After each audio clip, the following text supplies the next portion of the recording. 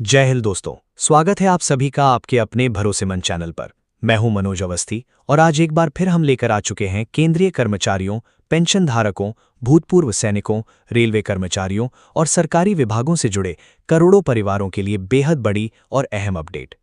दोस्तों, आज की इस विशेष जानकारी में हम बात करेंगे जुलाई 2026 में संभावित महंगाई भत्ता बढ़ोतरी की, 8वें वेतन आयोग को लेकर बढ़ती हलचल की, स्पर्श पोर्टल पर पेंशन अपडेट की, एडिशनल पेंशन और कम्यूटेशन नियमों में बदलाव की मांग की, फिक्स्ड मेडिकल अलाउंस पर आई बड़ी खबर की और उन संकेतों की जिनका सीधा असर आने वाले समय में आपकी सैलरी, पेंशन और एरियर पर पड़ सकता है। इसलिए वीडियो को अंत तक ध्यान से जरूर देखिएगा, क्योंकि आज की हर जानकारी आपके लिए बहुत ज़्यादा महत्वपूर्ण साबित हो सकती है। दोस्तों, इस समय देश भर के लाखों कर्मचारी और पेंशनधारक लगातार एक ही सवाल पूछ रहे हैं कि आखिर आने वाले समय में सरकार कौन-कौन से बड़े फैसले लेने वाली है।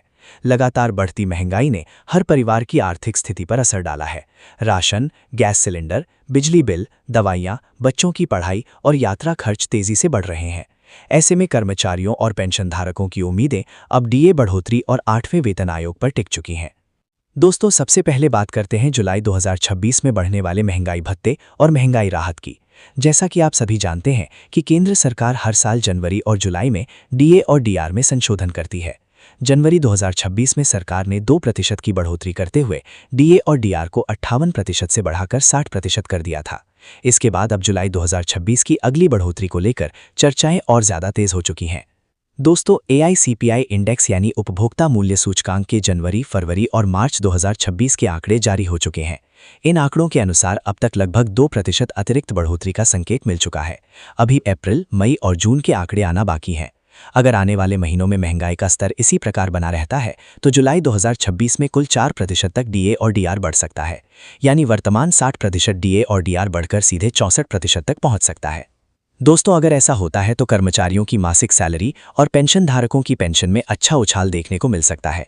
जिन कर्मचारियों की बेसिक पे ज़्यादा है उन्हें हर महीने हज़ारों रुपए तक का अतिरिक्त लाभ मिल सकता है। वहीं पेंशन धारकों को भी डीआर बढ़ने से सीधी राहत मिलेगी। यही कारण है कि इस समय हर कर्मचारी और हर पेंशन धारक की नज़र जुलाई 2026 की घोषणा पर टिकी हुई है। अब दोस्तों, बात करते हैं 8वें वेतन आयोग की, क्योंकि यही वो मुद्दा है जिसने इस समय पूरे कर्मचारी जगत में हलचल मचा रखी है। जानकारी के अनुसार कई कर्मचारी संगठनों ने सरकार के सामने 3.68 से लेकर 3.83 तक फिटमेंट फैक्टर लागू करने की मांग रखी है। कर्मचारी संगठनों का कहना है कि वर्तमान वेतन संरचना अब बढ़ती महंगाई और जीवन यापन की वास्तविक लागत के अनुसार पर्याप्त नहीं रह गई है। दोस्तों, अगर भविष्य में 3.83 फिटमेंट फैक्टर लागू होता है तो वर्तमान 18,000 रुपए की न्यूनतम बेसिक सैलरी बढ़कर लगभग 69,000 रुपए तक पहुंच सकती है। वहीं न्यूनतम पेंशन में भी ऐतिहासिक बढ़ोतरी देखने को मिल सकती है। यही वजह है कि लाखों कर्मचारी इस बार 8वें वेतन आयोग को उम्मीद की सबसे बड़ी किरण मान रहे हैं। रेलवे कर्मचारी संगठनों, रक्षा कर्मचारी संगठनों और विभिन्न केंद्रीय कर्मचारी यूनियनों का कहना है कि पिछले कई वर्षों में महंगाई जिस तेजी से बढ़ी है उसके मुकाबले कर्मचारियों की आय उतनी तेजी से नहीं बढ़ पाई। यही कारण है कि अब कर्मचारी संगठन इसे केवल वेतन नहीं बल्कि सम्मान और सुरक्षा का मुद्दा बता रहे हैं। अब दोस्तों, बात करते हैं एडिशनल पेंशन यानी अतिरिक्त पेंशन की, क्योंकि ये मुद्दा इस समय पेंशन धारकों के बीच सबसे ज्यादा चर्चा में बना हुआ है। वर्तमान नियमों के अनुसार अतिरिक्त पेंशन का लाभ 80 वर्ष की आयु के बाद शुरू होता है, लेकिन अब कर्मचारी संगठनों और पेंशनर संघों ने मांग रखी है कि इसे 65 वर्ष की आयु से लागू किया जाए। प्रस्ताव के अनुसार 65 वर्ष पर 5%, 70 वर्ष पर 10%, 75 वर्ष पर 15% और 80 वर्ष पर 20% अतिरिक्त पेंशन दी जाए। दोस्तों, इसके पीछे सबसे बड़ा कारण यही बताया जा रहा है कि बुजुर्ग पेंशन धारकों का मेडिकल खर्च 65 वर्ष के बाद तेजी से बढ़ जाता है। दवाइयों, टेस्ट और इलाज पर हर महीने हजारों रुपए खर्च होते हैं। ऐसे में अगर अतिरिक्त पेंशन पहले शुरू हो जाती है तो लाखों बुजुर्ग पेंशन धारकों को बड़ी राहत मिल सकती है। अब दोस्तों, बात करते हैं कम्यूटेशन रिकवरी के नियमों की, क्योंकि ये मुद्दा भी इस समय तेजी से उठाया जा रहा है।